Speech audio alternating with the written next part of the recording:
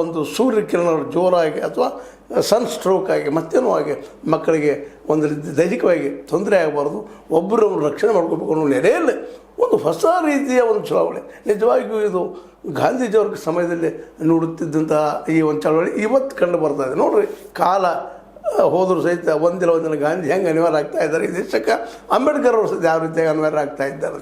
ನಾವು ಭಾಳ ಪ್ರಗತಿ ಹೊಂದಿದ್ದೀವಿ, ಮುಂದೆ ಹೊಂದಿದ್ದೀವಿ, ಅಲ್ಲಿ ಮಾಡಿದ್ವಿ, ನಾವು ಸಾಕಷ್ಟು ಮಾತಾಡ್ತಾ ಇರ್ತೀವಿ.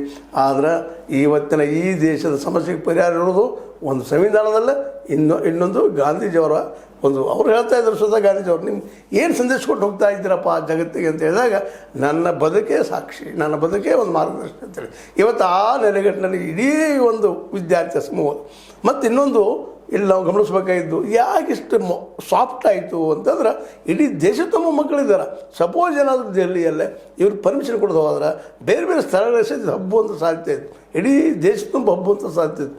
ಇದನ್ನೆಲ್ಲ ಗಮನದಲ್ಲಿಟ್ಟುಕೊಂಡು ಮತ್ತು ಆಲ್ರೆಡಿ ಸಜೆಷನ್ಸ್ ಬಂದಿದ್ದಾವೆ, ಈ ಒಂದು ಪೊಲೀಸ್ ಇಲಾಖೆಯಿಂದ ಆಗಿರ್ಬೋದು, ಮತ್ತೊಂದರಿಂದ ಆಗಿರ್ಬೋದು, ಇಲ್ಲ ನೀವೇನಾದರೂ ಇದನ್ನು ಹತ್ತಿಕ್ಕಲಿಕ್ಕೆ ಹೋದ್ರೆ, ಅದನ್ನು ಮುಚ್ಚಾಕ್ಲಿಕ್ಕೆ ನೋಡಿದ್ರೆ ಅದು ಸೆಳೆದು ಹೋಗ್ತದೆ, ಭಾಳ ಎಚ್ಚರ.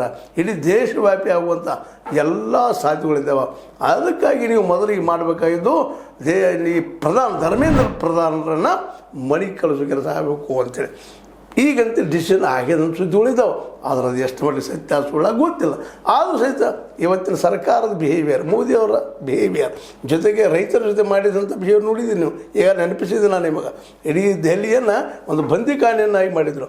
ಆದರೆ ಇವತ್ತು ಇವರಿಗೆ ಒಂದು ಪ್ರೊಟೆಕ್ಷನ್ ಮಾಡೋ ಸಲುವಾಗಿ ಅದರಲ್ಲಿ ಮುಖ್ಯವಾಗಿ ಪ್ರೊಟೆಸ್ಟ್ ಮಾಡೋ ಸಲುವಾಗಿ ಈ ಒಂದು ನೆಲೆಗಟ್ಟಿನಲ್ಲೇ ಈ ಮೂಮೆಂಟ್ ಅಂತ